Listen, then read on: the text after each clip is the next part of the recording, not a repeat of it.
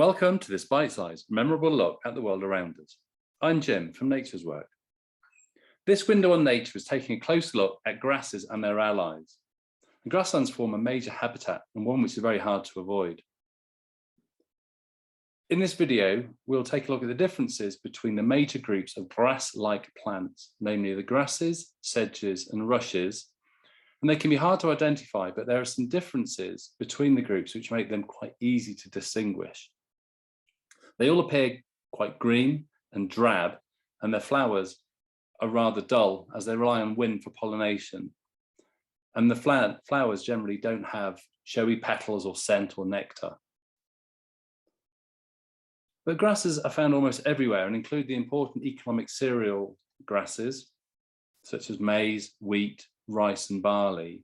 There's also bamboos and the natural grasslands covering the savanna and the steppe and the prairies. And then we also have cultivated lawns and agricultural meadows. There's something around 12,000 species of grasses in the world, so very, very diverse. Sedges, there's around 5,500 species in the world. And sedges are mainly found growing in, or they're associated with wetland areas and areas of poor soil, or they can be found in almost every environment. And then we have the rushes, which are a far smaller family with about 460 species.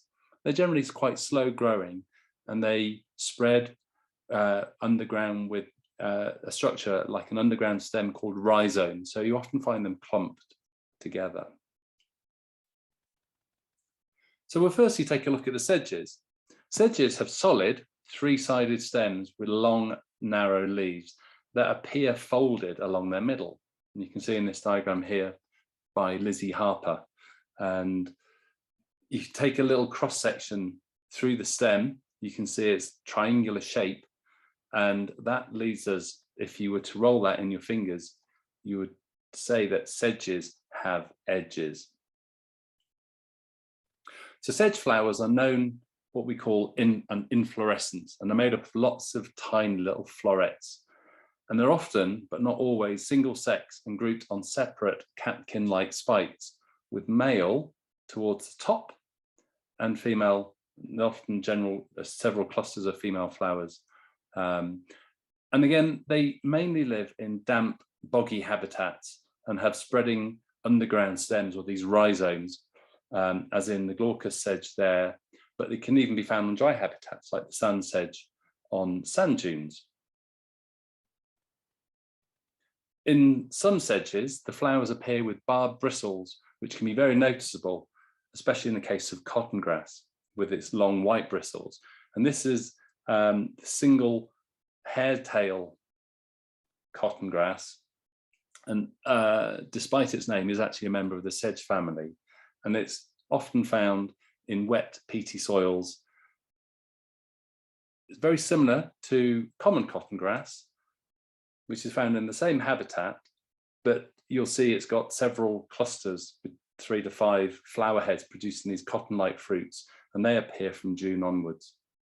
There's an old use for these flowers, including stuffing pillows, but the strands were not long enough or strong enough to make to be woven into cloth, but the name was given alludes to the fact that they were once woven into cloth, but they weren't strong enough for that.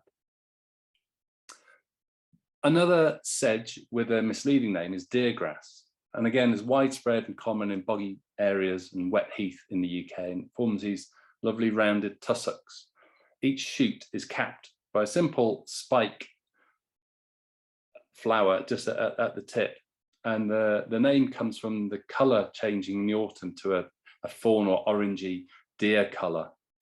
And that's the origin of its name. It's very resistant to trampling, surviving on heavily trodden paths. And I liken it like a balding head, as you see it on a path like that. The next family we'll look at are the rushes. And these have solid, pithy, rounded stems. And their leaves are either flat and hairless, or they're cylindrical. And they're very few stem leaves, and if the leaves are present, they tend to be clustered around the base of the plant.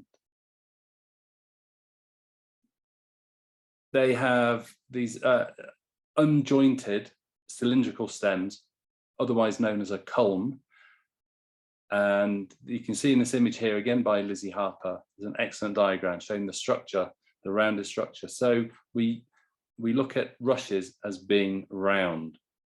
So we have sedges have edges and rushes are round. So the rush flowers are bisexual with both male and female parts within the same flower, and they're wind pollinated, as we've mentioned. So are often quite dull, kind of brown or green color. And there's no need for the bright colors to attract pollinators. And they cluster together in what's called an inflorescence or a flower head.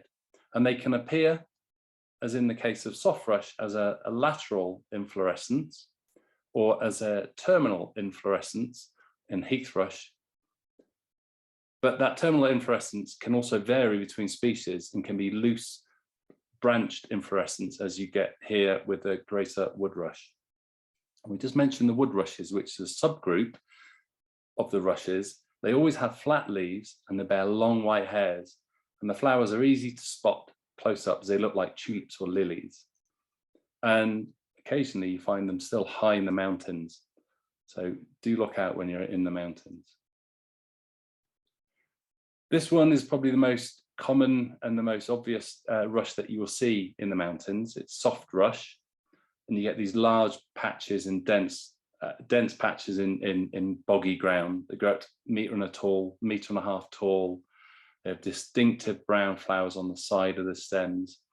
They're unpalatable to sheep and cows, but are enjoyed by ponies. And the pith that you get inside the rush were used to make candles by dipping in animal fat and creating a slow burning taper. Another rush that you will come across in the mountains is heath rush. This small rush forms dense tufts which can be recognized by this rosette of leaves which are strongly bent back, and they're almost square, hence its name Juncus squarosus. And these waxy leaves, and they can hold back taller grasses. They make these little nests in a moorland. And it's quite common on these acidic grasslands.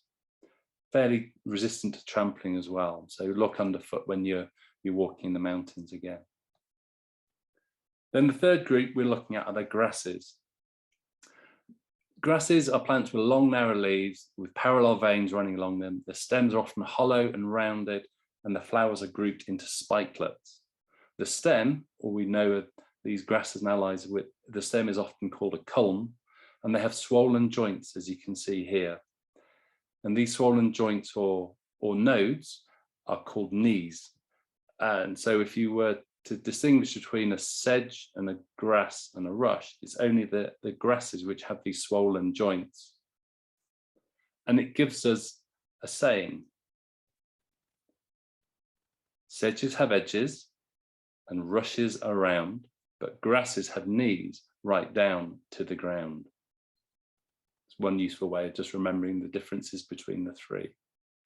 So if you look at the flowers of grasses, the flower head is called a panicle or a flowering spike or an inflorescence.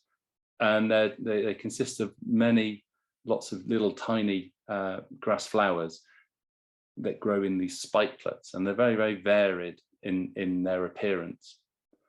And you've got viviparous fescue, which is just there, just shown on the right-hand side, which actually bears baby plantlets, so that the seed develops on the plant and then forms roots, baby plant, and they fall to the ground. So that's an adaptation to living high in the mountains as well, viviparous fescue.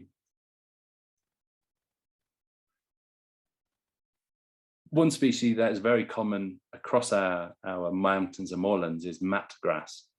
It's very abundant, forming tussocks, and it's got stiff, bristle-like leaves. And the leaves are edged with hard silicate, making it unpalatable to sheep. And the leaves persist during the autumn and fade to a straw colour over winter, and they can dominate a landscape. So it's an indicator, an important indicator for conservation and how land is being grazed and managed. And the final species we'll look at is sweet vernal grass, which is a common perennial or long-lived grass found in meadows, even into the mountains. And you see the flowers between April and July. It's got this dense cluster of flowers from a cylindrical flower spike on these stiff, upright stems, and it's very aromatic. This is something to note if you can. And if you were to eat the leaves, then it has a sweet, I think it's like a coconut. People say it's like a vanilla taste, but it's well worth having a chew if you come across the sweet vernal grass. If you'd like to know more, why not join me on one of my courses? If you prefer to guide yourself, then I have a superb range of flower cards created as playing cards and top trumps designed to make learning fun. Press like if you've enjoyed this presentation, and feel free to write any comments. See you next time for more Windows on Nature.